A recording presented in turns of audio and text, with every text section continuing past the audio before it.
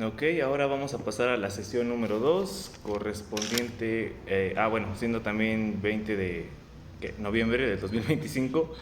En la materia de aprendizaje complejo vamos a revisar los temas que tienen que ver con los modelos cualitativos y marcos teológicos en aprendizaje estratégico, autoeducativo y desarrollo cognitivo.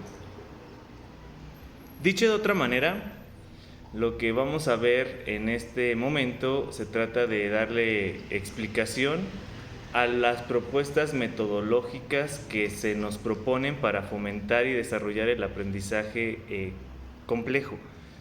Para esto, tienes que entender que se trata de personas que pueden llegar a desarrollar su propia metacognición o el propio desarrollo de su aprendizaje. Es decir, va específicamente estas técnicas o este marco teórico a desarrollar implementaciones que se puedan dar en personas que puedan desarrollar el aprendizaje autorregulado. Con personas que lo puedan desarrollar me refiero a sus condiciones mentales específicamente. Dice que a nivel teórico te vamos a explicar 3 modelos: el de Winnie y colaboradores, el de Pintrich y el de Zimmerman y colaboradores.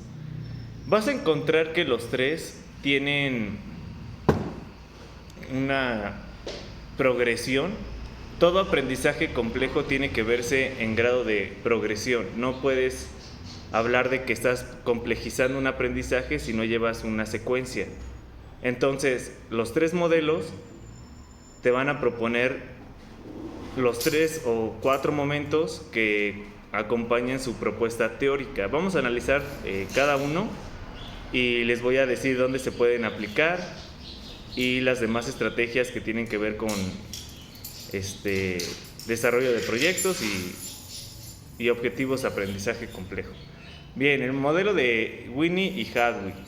Dice: el aprendizaje autorregulado es parte inherente del aprendizaje y se define como un comportamiento metacognitivamente guiado, esa palabra es clave, que permite a los estudiantes regular el uso de tácticas y estrategias cognitivas para afrontar una tarea.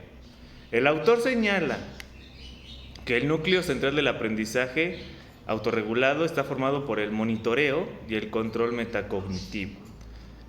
Dice que en sus 4 fases: primero, la fase 1, definición de la tarea, donde los estudiantes desarrollan un modelo de la tarea interpretando las condiciones de la misma y sus requerimientos cognitivos. Es decir, no solamente tienen que conocer la tarea como tal o el objetivo, no solamente se trata de entender qué, sino que se entienda cómo. No solamente qué se va a aprender, sino qué se pide que se desarrolle en el momento. En un contexto educativo o escolar, esto se puede encontrar, por ejemplo, en las planeaciones de los profesores, como los famosos PDA, que son digamos, los aprendizajes esperados o la prioridad de aprendizaje. El objetivo no solamente se va a basar en que se implementen conocimientos, sino que se desarrollen habilidades. Entonces le tienes que explicar al alumno que para aprender ese particular tema o ese particular objetivo, tiene que aprender a desarrollar estas estrategias de qué se necesita mentalmente para aprenderlo. ¿Qué se necesita para que se experimente ese aprendizaje? Siguiente, planteamiento de metas. Fíjate que una cosa es definir la tarea, que es en total, en globalidad, y el otro es el planteamiento de metas. Dice: los aprendices establecen metas de acuerdo a un modelo de tareas y seleccionan sus tácticas de estudio y aprendizaje que pueda contribuir al logro de esas metas. El aprendizaje, ya el objetivo lo descompones en segmentos, en tareas, y les pides que desarrollen estrategias para que ellos consideren como más viables para desarrollar ese aprendizaje. Aquí es donde entran todas las aperturas didácticas y educativas que se pueden presentar. Si a un alumno le dices que necesita presentar un proyecto comunitario, no sé, para resolver el problema puede ser muchos temas, pero Si nos basamos como en una materia, digamos, socioemocional o igualdad de género, que implementa una estrategia para dar a conocer a la sociedad la importancia de los valores, ¿no? Ejemplo. Esa es la tarea. Y para esa tarea le voy a explicar que tiene que aprender a identificar qué es un valor y qué no se concede como un valor, qué es la moral, qué es la ética, etc. Tienes que explicarle al alumno que tiene que saber diferenciar el valor como una facultad humana y que lo sepa distinguir como algo beneficioso para las personas que practican ese valor. Digamos que en el planteamiento de metas, a lo mejor ya les digo, a ver cómo proponemos que se le difunda a la comunidad educativa. Y un estudiante te puede proponer, pues puedo hacer un podcast, o un estudiante te puede proponer, puedo hacer una feria de los valores, etcétera. No sé. Digamos que en el planteamiento de metas es algo que se acuerde con el alumno también, para que tengamos una vista real de lo que estamos buscando. Y me refiero a una pista real en que el alumno se compromete a realizar esas actividades. Que si tú ayudas, que si tú permites que te ayuden a compactar estos objetivos, es más probable que se realice la tarea a que si solamente la defines tú. La fase 3 dice actuación. Los estudiantes se comprometen con el aprendizaje, las tácticas y estrategias elegidas y crean una actualización provisional acerca de sus conocimientos y creencias. Es un antes y un después. En el momento de actuación lo que tiene que verse es el después. ¿Qué es lo que cambió después de hacer el planteamiento de metas? Hacer un análisis o una lectura de su realidad en ese momento para que sepan si hubo una modificación en lo que aprendieron o no. Y la fase 4 dice adaptación. En esa etapa se afinan las estrategias para la tarea que se está realizando y se ajustan las estrategias generales de estudio para alcanzar las metas. Acuérdate que yo te dije que el alumno es el que propone. Aquí es donde entra la parte del refinamiento de la técnica. Puede ser que el alumno tenga la energía o la motivación para hacer diferentes estrategias, pero al final tienes que darte cuenta si estas funcionan o no. Y al hacer ese análisis para ver si funcionan o no, lo que en realidad estás haciendo es pues evaluar la calidad de lo que se implementó. Eso te permite que tú definas qué sí te sirvió, qué no te sirvió y cómo hacer una redirección en ese momento para que el aprendizaje se rescate lo más posible. No solamente se trata de ver que el alumno cumpla, como ya se los dije en la sesión anterior, sino ver que se esté cumpliendo el objetivo de la planificación. Y para eso es este punto, que tu intervención defina si se está logrando o no. Luego, en ese primer momento vimos 4 pasos, 4 momentos. Básicamente es hacer coautor al estudiante de su propio aprendizaje. El siguiente es el modelo de Pinterich. Dice que se fundamenta en un marco teórico con una perspectiva sociocognitiva, con el objetivo de clasificar y analizar procesos. Según la literatura científica, están implicados en el aprendizaje autorregulado. También nos muestra 4 etapas: la premeditación, el monitoreo, el control y la reacción-reflexión. A cada una de esas tareas, a cada una de esas fases detectadas del proceso, en áreas como la cognición, ocurre. Es lo mismo, nada más que lo que te está diciendo es que considera este autor la perspectiva sociocognitiva. Es decir, digamos que si el objetivo central en el caso anterior era la metacognición o que el alumno regule su propio proceso, aquí es el mismo espacio, pero donde haya una contextualización respecto al área social. Entonces, en el área social nos vamos a encontrar cuáles son las características o las circunstancias que promueven o no que se dé el desarrollo de este aprendizaje. Creo que es lo que tiene únicamente de novedoso.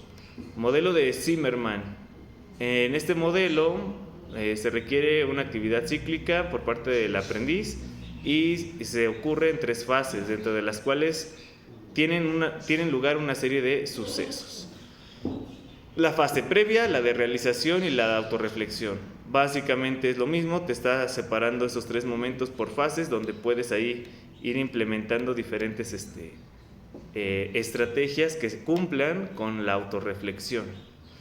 Entonces, esas 3 propuestas teóricas funcionan a términos muy similares, de hecho, son momentos muy similares, cambian un poco los conceptos o el modelo central, pero lo que te promueven en las 3 propuestas es una implementación teórica que te sirva para realmente intervenir con el aprendizaje propio, la metacognición.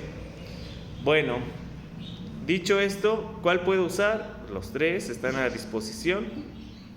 Y si tú te basas como en uno de esos y en la escuela te piden tu fundamentación teórica, vas a poder demostrar por qué estás proponiendo lo que ahí estás mostrando. Ahora vamos a pasar directamente a los modelos. Son varias enumeraciones, cada uno sigue el mismo proceso, porque acuérdense que son técnicas para el aprendizaje automonitoreado, pero digamos que cada modelo considera algunos conceptos que otros no consideran. Primero, el modelo de estrategias de aprendizaje basado en proceso. Se centra en los procesos que los estudiantes utilizan para regular su aprendizaje.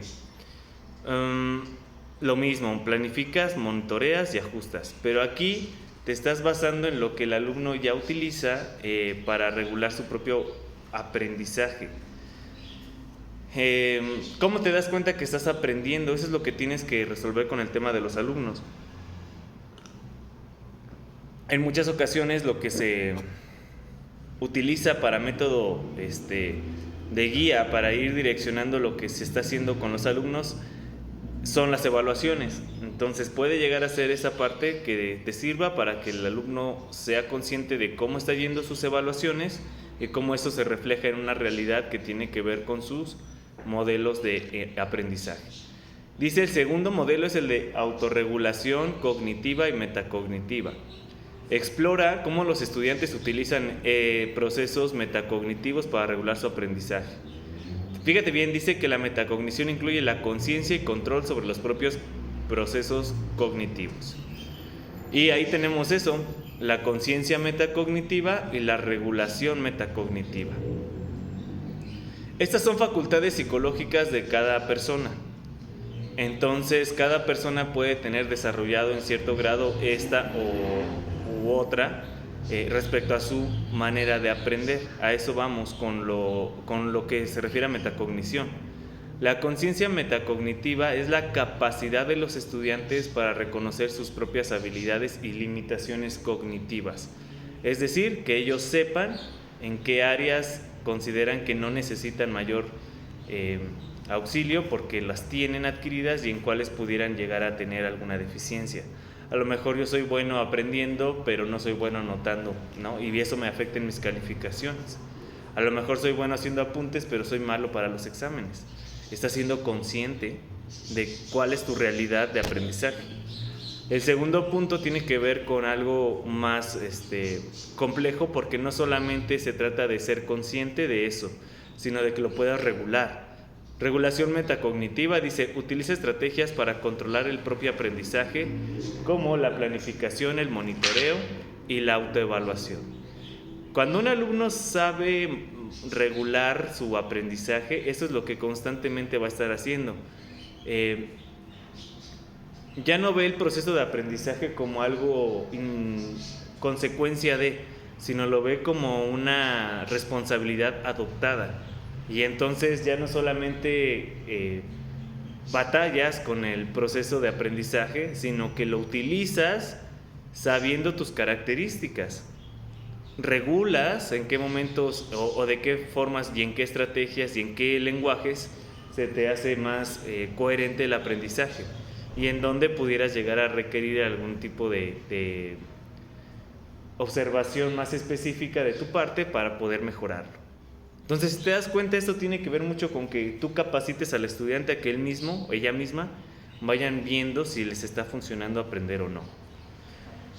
3 dice modelo de autoeficacia y motivación. Se centra en el papel de la autoeficacia y la motivación en el aprendizaje estratégico. Examina cómo las creencias en la propia capacidad para tener éxito y la motivación intrínseca o extrínseca influyen en el proceso de las estrategias de aprendizaje. Toma como conceptos estos dos, la autoeficacia y la motivación. Me parecen que son muy importantes porque en autoeficacia, fíjense que con lo que trabajamos es una creencia.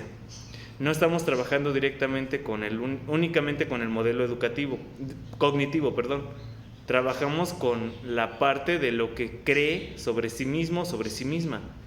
Que esto representa una gran brecha de limitaciones porque si tú adquieres una creencia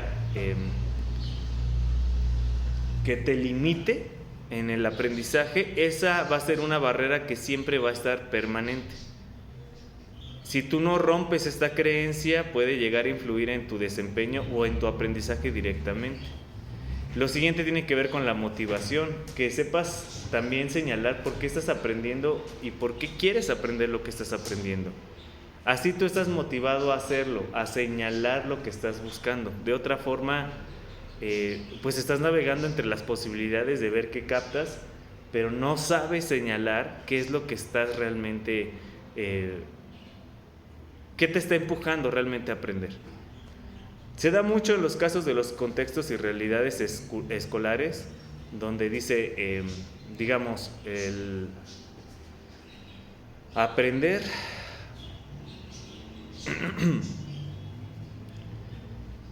¿cómo se los pongo en un planteamiento más sencillo?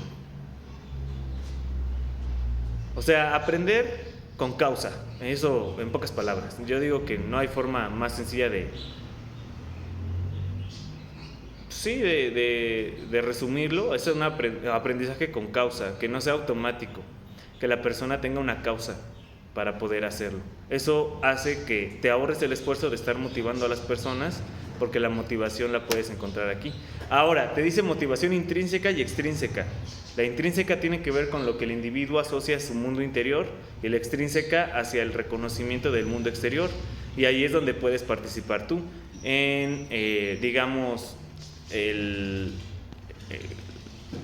retribuir ese esfuerzo con algún tipo de ejercicio de su aprendizaje, no sé, calificación, algún reconocimiento al logro, al mérito, etc. Lo que te motiva que está fuera de ti, no dentro de ti. Bien, ahora, en el 4 encontramos el modelo de estrategia de resolución de problemas y dice que se enfoca en cómo los estudiantes aplican estrategias específicas para resolver problemas complejos. Analiza las estrategias utilizadas para abordar problemas y estrategias que se ajustan en función de la experiencia. Primero identificas el problema, luego desarrollas una estrategia y el último, evaluación y ajuste. Eso ya lo hablamos más a detalle en la clase anterior cuando les estaba poniendo el ejemplo en el ámbito educativo. Problematizar la situación y trabajar sobre resolver un problema. ¿Cuántos beneficios tiene que tú enseñes a los alumnos de esta manera o a las personas, que las personas aprendan de esta manera? Porque saben contextualizar sus conocimientos en situaciones reales. Cuando solamente enseñamos por parte de la academia y vamos como acumulando conocimientos, pero no problematizamos, no le enseñamos la otra parte al alumno, que tiene que ver con saber aplicar lo que aprendió en la resolución de un problema. Cuando ellos aprenden esto, pueden hacer una medida autogestiva para resolver problemas en otros momentos de la vida, en la adultez, y ya no solamente desde desde la perspectiva educativa, sino en la vida diaria, porque le enseñaste cómo resolver problemas, y problemas le van a aparecer más adelante en el futuro. Entonces, tú le enseñas eso y tienes la facultad de poder tener una narrativa ahí más coherente con la realidad. Dice, modelos de narrativa de aprendizajes. El siguiente dice, este modelo se basa en el análisis de las narrativas personales de los estudiantes para comprender su experiencia de aprendizaje. Examina cómo estos cuentan y reflexionan sobre sus experiencias de aprendizaje. Y ahí te dan algunas opciones que son narrativas o de reflexión.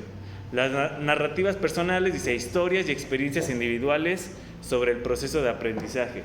¿Cómo puedes hacer esto? Bien fácil. Puedes hacerlo desde una pregunta, que te expliquen cómo fue para ellos la experiencia de tu implementación o de tu programa, de tu proyecto. Puedes llegar a ser los que creen un documento. Puede ser una opinión o...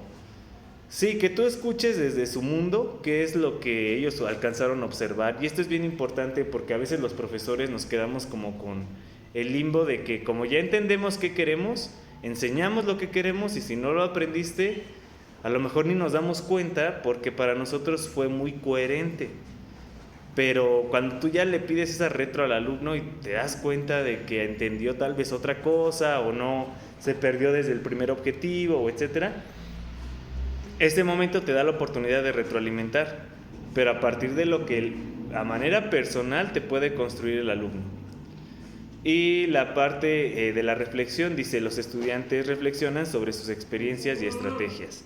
No es lo mismo que contarte una narrativa, porque la reflexión requiere más tiempo. Cuando te cuentan una narrativa puede ser una opinión o puede ser un trabajo que puedes emplear o puedes pedir como prácticamente en la inmediatez, pero en la reflexión pues es que el alumno se siente a pensar y a reflexionar realmente sobre qué es lo que realmente aprendió o cómo lo hizo. Luego ya encontramos las, digamos, propuestas de los marcos metodológicos. Te voy a explicar qué es lo que básicamente cada uno lo compone. El primero es el aprendizaje por proyectos. En una realidad escolar vamos a encontrar proyectos de diferentes tipos, ¿va?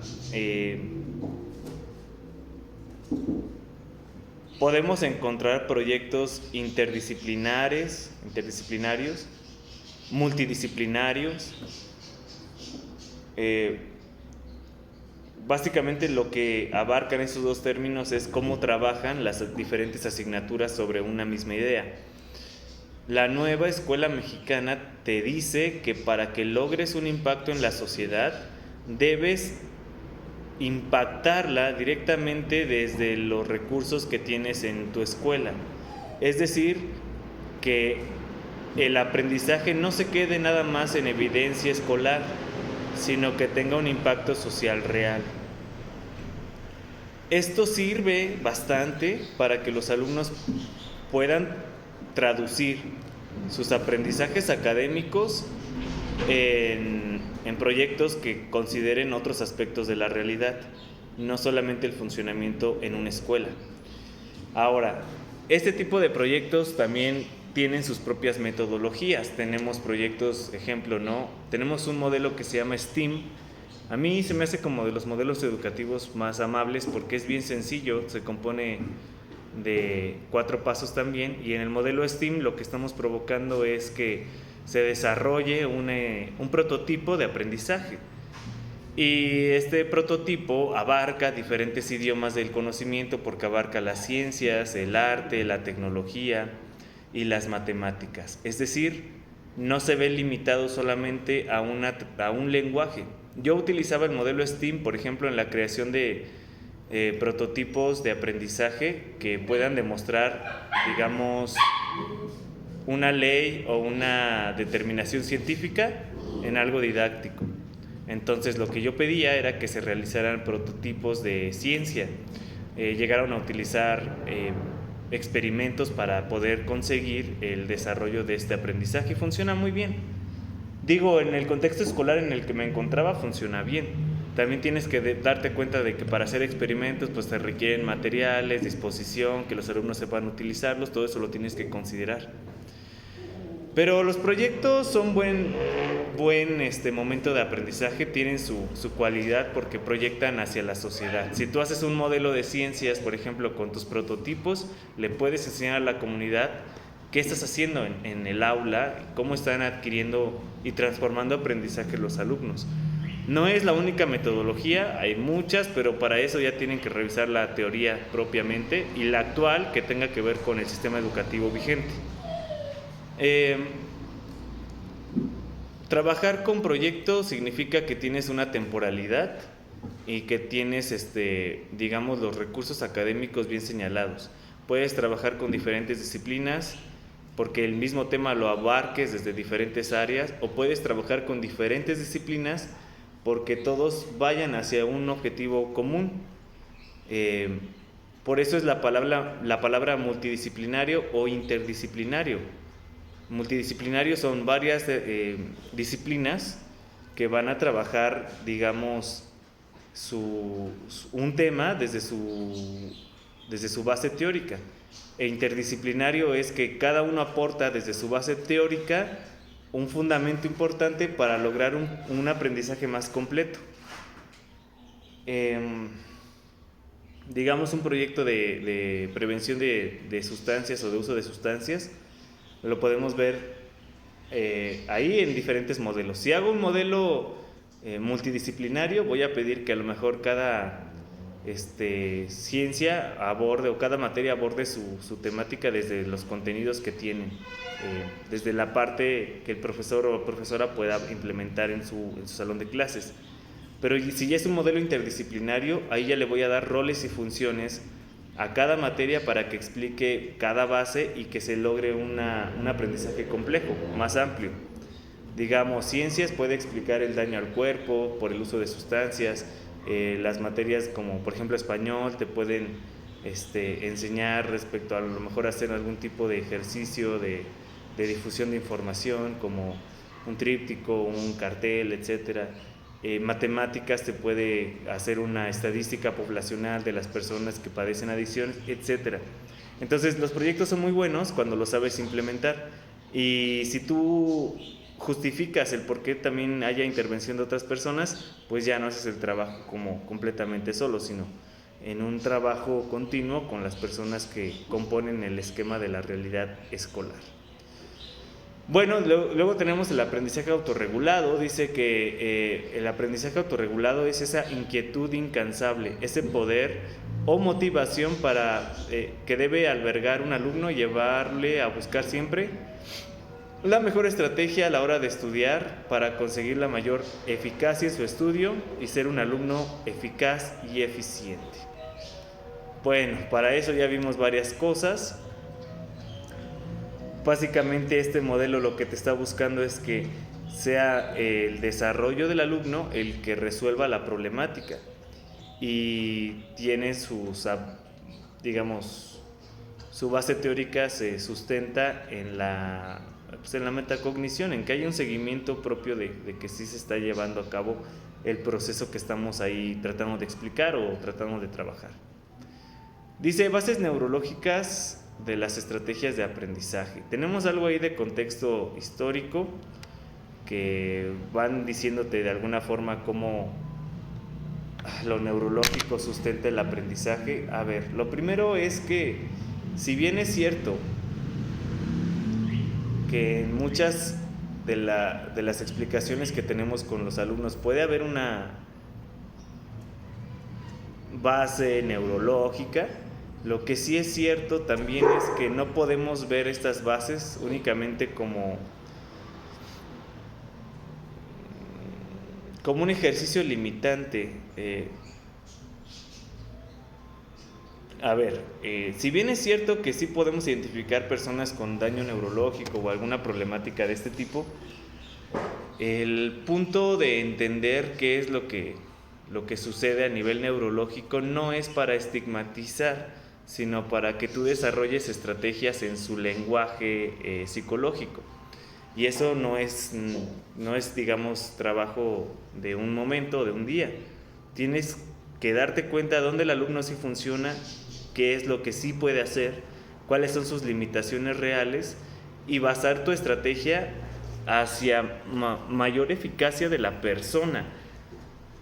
Muchos de los modelos educativos que se trabajan con personas con deficiencias neurológicas van detallados a que simplifican las cosas a modo de que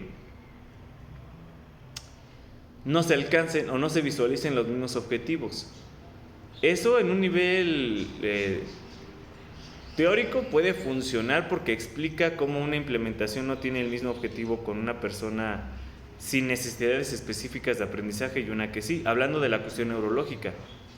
Pero no te limita, o sea, no se queda nada más en esa situación, sino que en realidad la traducción psicológica tendría que ser a que tú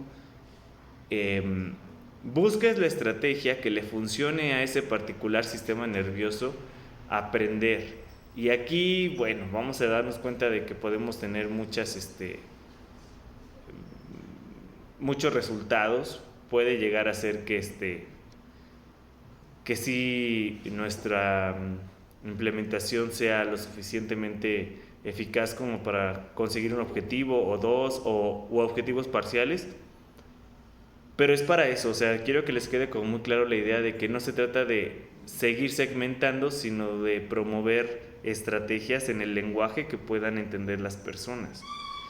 Priorizamos el objetivo de aprendizaje por encima de las características del individuo, y eso es un trabajo que hacemos los psicólogos.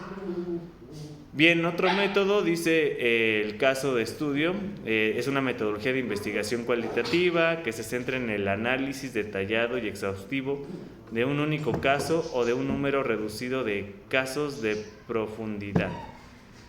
El estudio de caso no es otra cosa más que ya vayamos a identificar un particular. Ya a lo mejor no usamos una metodología que involucre objetivos generales para todos, sino de que nos centramos en un caso en particular, desarrollamos toda la lectura de su realidad y hacemos una implementación para esa persona o para ese personaje en particular. Y esto significa que aquí no solamente vamos a darle prioridad a lo que se espera que aprenda, sino vamos a darle prioridad a cómo funciona la persona y entendiendo cómo ese funcionamiento participa activamente en la creación de su proceso de enseñanza-aprendizaje. Entonces, el estudio de caso es para particulares, cuando hay una necesidad educativa que señalar por particular y que se tiene que investigar así, de manera particular. Bueno, luego tenemos un método, un marco mixto, donde básicamente aquí se van a proporcionar la participación de métodos cualitativos y cuantitativos, y esto funciona a manera de promover una visión más amplia de la realidad educativa. Muy bien, esto como con la parte metodológica teórica. La segunda parte tiene que ver con la evaluación del fomento del desarrollo cognitivo y el aprendizaje complejo. Estuve revisando básicamente todo lo que es la propuesta metodológica que aquí te proporcionan. Bueno, esto es muy...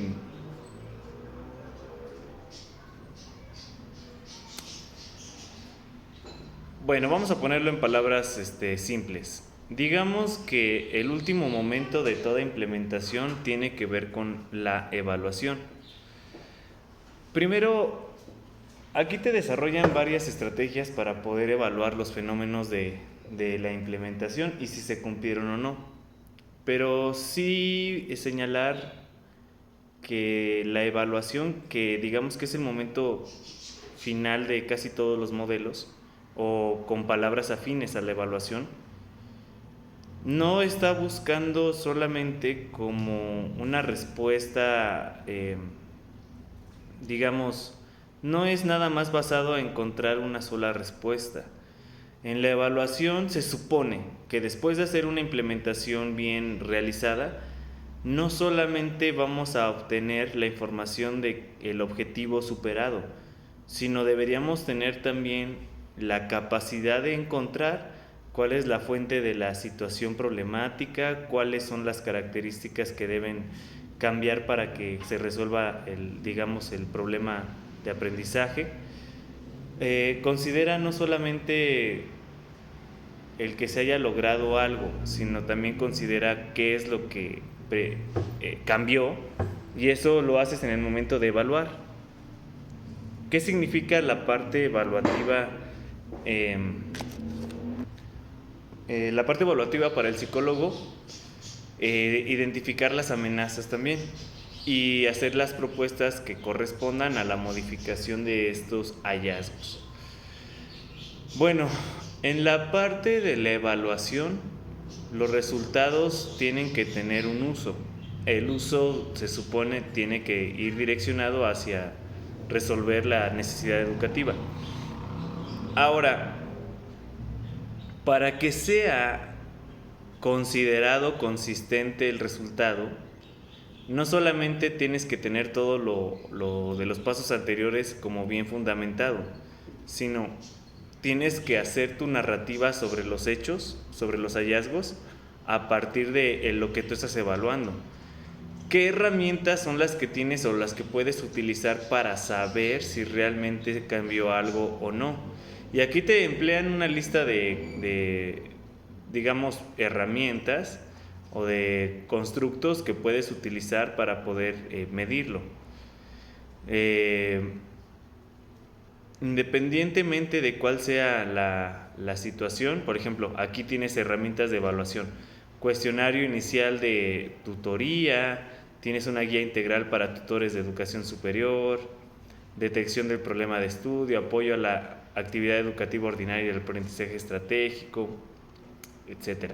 Bueno, este tipo de propuestas te va a permitir ya traducir la información, no solamente hacia el sentido de qué fue lo que encontraste, te repito, sino que también puedas encontrarle la narrativa, la guía de cómo estos hallazgos te explican lo que fue la necesidad educativa en particular.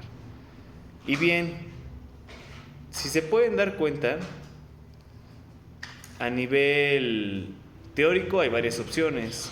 A nivel práctico, lo que básicamente todas las propuestas promueven es que la persona se faculte para aprender. A veces la ayudamos más desde el contexto,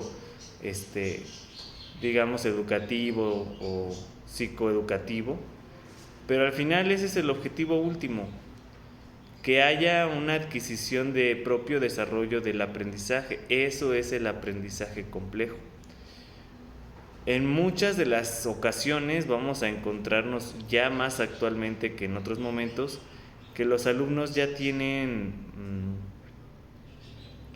adquiridas quizás las habilidades que tienen que ver con aprender, poner atención, el pensar, el tener memoria, el poder comunicarlo. Esa es la base, digamos, neurológica, cognitiva de cómo funciona el aprender.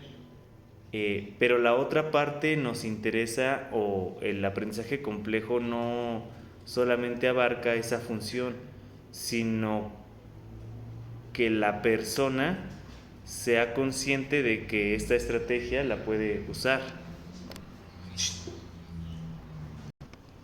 Me refiero a que llegando ya a este punto, sola la persona ya puede distinguir cómo utilizar sus procesos psicológicos. Y aunque esto pudiera parecer muy obviado, la verdad es que se da por sentado, se pasa por alto, porque en lo que estamos buscando, por ejemplo, muchas veces en la parte educativa es cumplir la necesidad educativa, resolver la parte teórico, resolver la parte de que se adquieran los conocimientos, etc. Pero lo que no estamos considerando, que es importante, es realmente si estamos preparando a personas para el aprendizaje. Entonces, por ejemplo, las herramientas de evaluación tienen que ir a que te refleje o te proyecte un resultado de la persona hacia su realidad y cómo la trabaja y la proyecta. Bueno, por último, les quiero como dejar la iniciativa de que tú misma reflexiones sobre lo que te voy a decir. Si bien es cierto que estamos muy ubicados en que el aprendizaje se da en contextos educativos o contextos escolares, la realidad es que no solamente se trata de los contextos escolares. El que una persona aprenda a aprender es algo que se necesita en muchos contextos. Puedes enseñarlo primero, o sea, sí, la parte educativa me queda claro.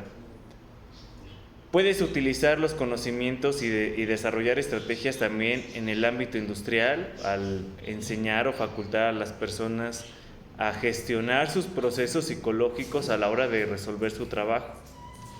Aprendizaje complejo puede ser algo que puedas utilizar para enseñar a diversas situaciones de industria, a manejar sus perfiles, a manejar el ámbito del ambiente escolar, perdón, el ambiente laboral, los factores de estrés o los factores que tienen que ver con que la persona haga o no un buen trabajo. Puedes enseñar también en el área clínica, porque en muchas de las situaciones problemáticas de la salud mental que tienen las personas, se basa ya en la pérdida de herramientas para poder resolver su situación. Y esto puede ser por una pérdida del aprendizaje de su propia vida, que no esté siendo consciente de lo que las experiencias le están enseñando. Puede llegar a ser también usada en un contexto industrial, forense incluso, cuando enseñamos a las personas en programas de rehabilitación de su conducta. Mucho de lo que es la conducta delictiva se da por ignorancia, y eso tiene una realidad social que se refleja en muchas de las ocasiones, porque las personas son asaltadas por ideas que no corresponden a su realidad. Entonces, los ámbitos del psicólogo en temas de aprendizaje son muchos, son muy amplios, y no solamente nos podemos limitar a pensar en los contextos escolares. Si nosotros, por ejemplo, pensáramos en una intervención comunitaria donde le enseñemos a las personas lo importante que es, por ejemplo, las normas cívicas para la salud mental, fíjense cómo es algo que beneficiaría directamente a todas las personas, que tenemos el conocimiento para poder implementar, que tenemos la base teórica o sí, las estrategias ya actuales para poder realizar algo como eso, pero que digamos a la hora de la realidad no tenemos a psicólogos trabajando en este tipo de proyectos, o no a un alcance como se necesita en la sociedad. Entonces, sí es importante que no solamente te des cuenta que trabajamos con lo más obviado, ¿no? Lo patológico o lo circunstancial de la vida de las personas, sino que trabajamos directamente con sus modelos mentales. Para eso vale la pena que tú te des cuenta cómo funciona la metacognición, porque es esta estrategia la que podríamos decir que es la más elevada de las actividades humanas, porque estás empleando tus propios recursos y facultades, pero a voluntad, y ya no de una forma automática. Y eso hace, por consecuencia, cuando la persona ya es consciente de eso, eso hace que a términos de su o a manejo de su aprendizaje, conlleva a que la persona no solamente se lo lleve en un ámbito, sino lo aplique a muchos ámbitos de su vida. Una persona que aprende de su metacognición va a tener un impacto directo en su vida, y no solamente en el ámbito educativo o laboral, porque está aprendiendo sobre directamente cómo funciona su mente. Y como psicólogos, eso es lo mínimo indispensable que deberíamos poder explicarle a una persona, cómo es que su mente funciona, y en el tema de aprendizaje, cómo es que su mente aprende. Entonces, para ir cerrando como en una sola idea,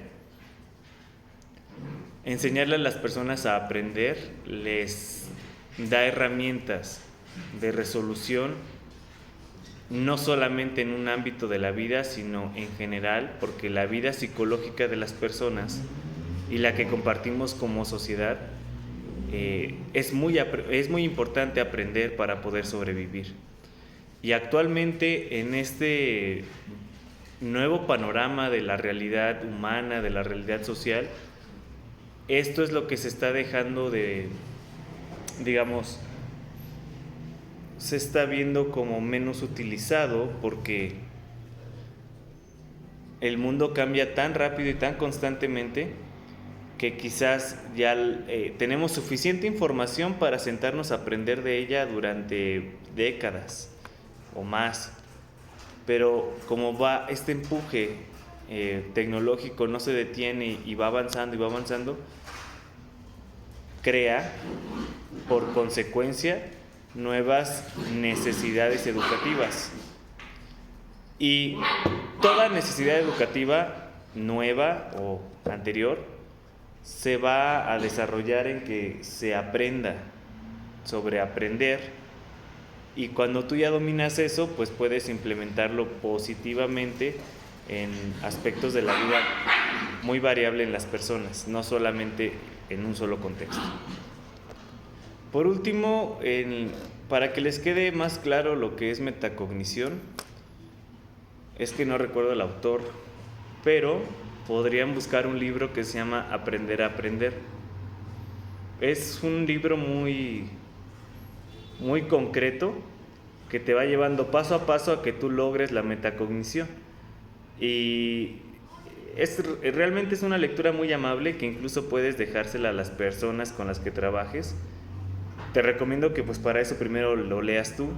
No es una lectura completamente, estrictamente teórica, sino que te va desarrollando a modo guiado los puntos que tienes que ir conociendo para poder desarrollar el aprendizaje. Curioso de este libro es que su misma técnica la emplean en la narrativa. Entonces no solamente es algo que estás aprendiendo, sino también estás practicando. Ojalá puedan hacerse de ese libro porque, bueno, mucha información sobre lo que es metacognición, pues realmente la tenemos a nuestro alcance. Pero ahí no solamente es la parte de la información, sino te da una guía para que tú vayas practicando este proceso y adquiriendo realmente esta facultad de metacognición. Y te lo va desarrollando a diferentes momentos, al modo de que cuando lo terminas de leer, ya tienes como más conciencia de tu propio aprendizaje. Y una regla no escrita que debemos llevar las personas de nuestra profesión es que sepamos aplicar lo que nosotros estamos enseñando. Un psicólogo que no sabe de metacognición o no la aplica en su propia vida no la puede enseñar a otra persona. La puede explicar, pero no va a saber diferenciar si la experiencia es integral o no, porque le va a faltar esa visión del impacto que tiene cuando tú controlas tu propia mente, por decirlo así, o tu propia forma de aprender. Entonces, lo que tú vas a enseñar, considero que mínimo lo debes saber practicar. Si no lo llevas como por completo en tu forma de vida, puede ser, pero sí llevarlo a los momentos o rutas que como psicólogos, psicólogas se necesitan.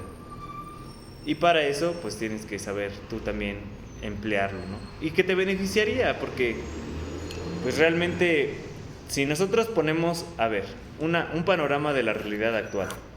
Tú eres una persona que está aprendiendo de psicología a través de tu formación educativa. Si tú le sumas la formación educativa más las estrategias que actualmente la tecnología nos ofrece, que son como herramientas de motores de búsqueda o la presentación de documentos o archivos, más la facultad mental para poder crear aprendizaje, tienes una ecuación para que puedas aprender prácticamente lo que tú quieras. ¿Y por qué no el ser humano está aprendiendo eso? ¿Por qué no está aprendiendo lo que quiere? Bueno, porque las primeras dos están funcionando sin lo tercero, sin lo metacognitivo. Entonces hay que hacer como esa reflexión concreta de poder digamos, comprender hacia dónde estamos dirigiendo nuestras propias herramientas y capacidades y que se traduzca en algo positivo. No necesariamente el avance, les repito, tecnológico marca algo malo, pero sí necesitas aprender a aprender por tu propia cuenta para que lo que tengas como recursos sean realmente aprovechados.